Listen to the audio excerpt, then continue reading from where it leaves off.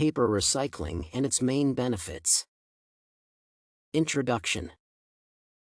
From the perspective of society, a set of economic and institutional issues arise. The public sector should, through regulations and legislation, encourage the private sector to recycle paper rather than dispose of waste by incineration or landfill. The proper involvement is dictated by the degree to which the market fails to operate optimally from a social perspective.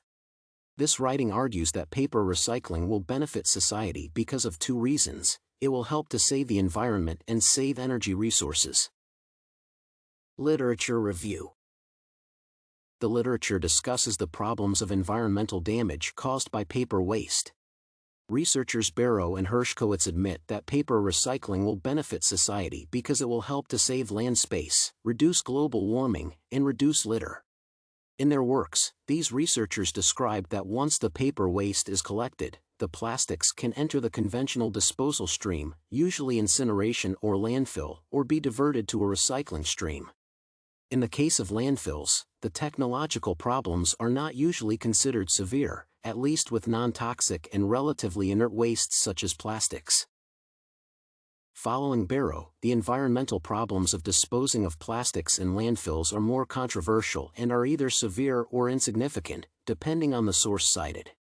A consensus problem with landfills is, however, the decline in available land for landfill operations, especially around densely populated areas. There have been numerous arguments as to why governments should encourage paper recycling in general. The fundamental argument is that the disposal of waste imposes external costs of various types on society, costs that are not directly realized by the individual disposers or processors of that waste. Barrow underlines that external environmental costs are most often discussed. It is argued that government intervention will be required to force the cost of disposal that is realized by the waste producer or processor to reflect all external, as well as internal, costs. Recyclers of waste paper and metals produce a feedstock for producers of basic paper and metal products and therefore have a readily identifiable demand source for their intermediate products. Following Hershkowitz, recycling programs provide an important source of fiber for papermaking, and paper recycling is economically replacing virgin timber use. Another layer of literature analyzes the problems of GHG emissions and carbon dioxide emissions, which can be eliminated and reduced if society uses energy saved from recycling.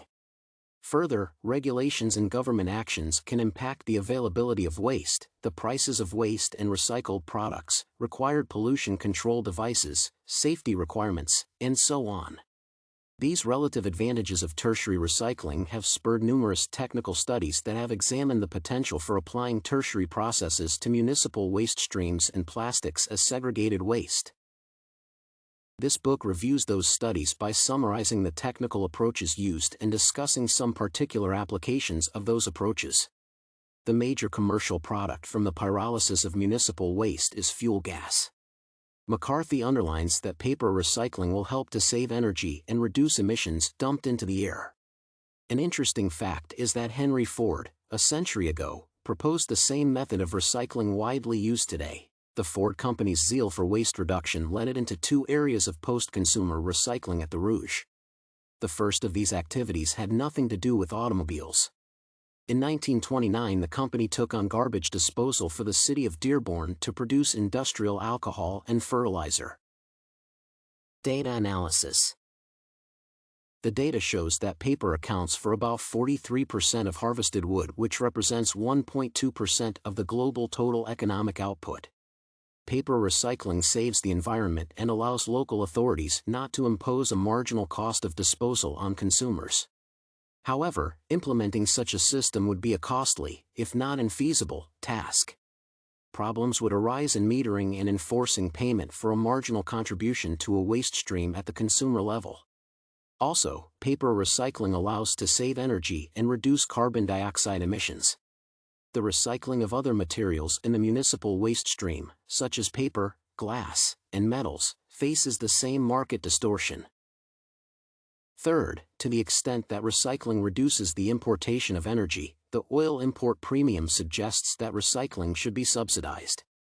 There is general agreement that a reduction in oil imports provides a social benefit because oil imports are subject to significant supply disruptions and thus large price variations.